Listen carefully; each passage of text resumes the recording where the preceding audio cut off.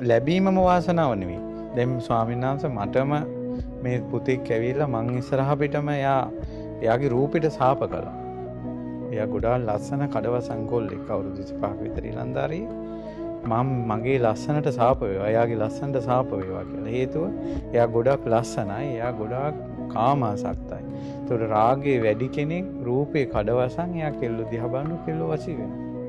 ඉතින් ඒ නිසා ඒකෙන් මෙයා නොමකට යනවා.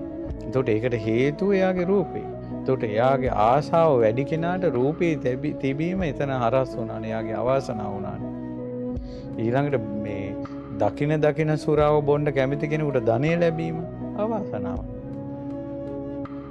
සොරකම් කරන්න ඕන කෙනාට සොරකම් කරන්න වස්තු ලැබීම අවාසනාව. නේ එහෙම නේ. ඉතින් ඒ නිසා අර ලැබීම කියන එක හැමතැනම වාසනාව නෙවෙයි. ඒතර නොලැබීම කියන එක අවාසනාවක් නෙවෙයි. ඉතින් ඒ නිසා පොඩ්ඩක් හිත හදාගන්න සමාජයට ඔයාලට ওই පාඩුව උනේ වාසනාවට වෙන්න ඇති.